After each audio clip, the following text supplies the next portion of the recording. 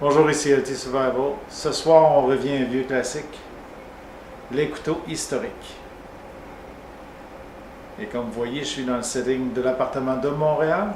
Donc, on va regarder ensemble le couteau d'un ami de la famille qui nous a prêté son premier Lifetime H26. Restez à l'écoute.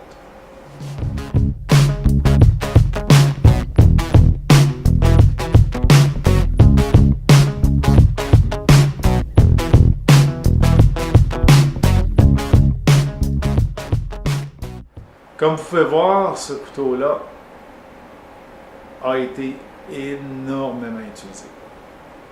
Il n'y a pas beaucoup d'informations disponibles sur Premier Lifetime. Il y a certains modèles qu'on trouve sur Internet un peu plus, d'autres pas. Celui-ci, presque pas. Je vais m'approcher, je vais vous donner un close-up sur le couteau. Comme vous pouvez voir ici, c'est une corne, un stag, handle. Le cuir, une étui est simple, mais c'est l'original. Elle a été tachée, utilisée beaucoup. Il y a un ancien logo comme PR, peut-être de Premier, là, ici. Très difficile à voir.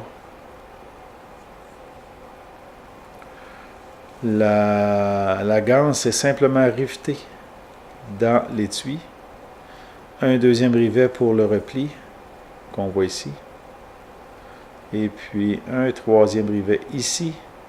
Et un rivet qui tient la ganse. Mais le passe-ceinture n'est qu'ici.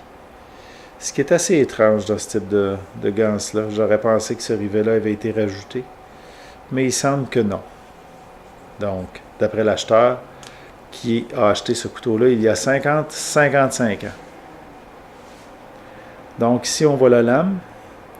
Particularité, une scie assez efficace. Si c'était le mien, je l'essayerais sur du bois.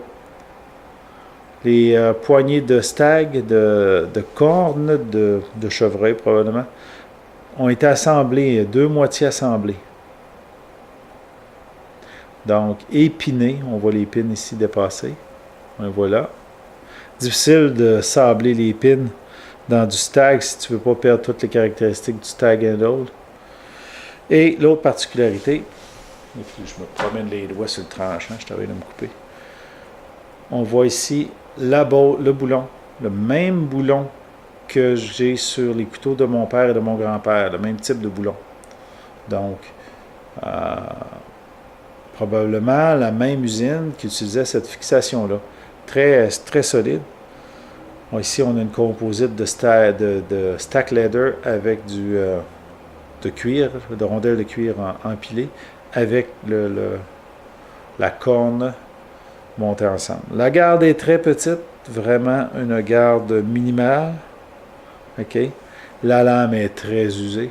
Comme vous pouvez voir, elle a été complètement refaite à partir d'ici. Quasiment un quart de pouce d'enlevé, 6 mm. Là. La pointe a été refaite aussi. On voit que la courbe est un petit peu accentuée vers en haut, donc on a perdu une partie de la pointe. Marking, le marquage. H26 Germany. Et le logo de Premier Lifetime est ici quelque part. On le voit un peu. J'essaie de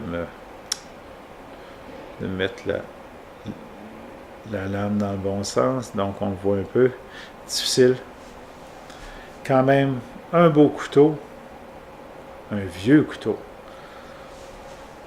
L'ami de mon père l'a acheté. Il était relativement jeune quand il l'a acheté. Ça fait 50-55 ans. Donc, vraiment, un produit qui a duré. La lame, probablement de l'acier 440. Je ne pourrais pas gager parce que dans ces années-là, il ne marquait pas. Je suspecte qu'on a une lame qui va descendre ici large avec un rat à la fin. Mais probablement qu'il est plus large ici. Parce que ce sont deux poignées qui ont été assemblées chaque côté avec des pins. Donc le fit et le finish des poignées est plus difficile un peu vu qu'on ne peut pas sabler l'ensemble. Je ne m'éterniserai pas sur ce couteau-là. C'était pour que vous puissiez le voir, en apprécier la différence. Il est difficile dans ces premières lifetimes de trouver quoi que ce soit d'information dessus. Je sais qu'il a été acheté il y a 50-55 ans par cet ami-là qui est toujours vivant, mais pas plus, dans un magasin général, ici au Québec.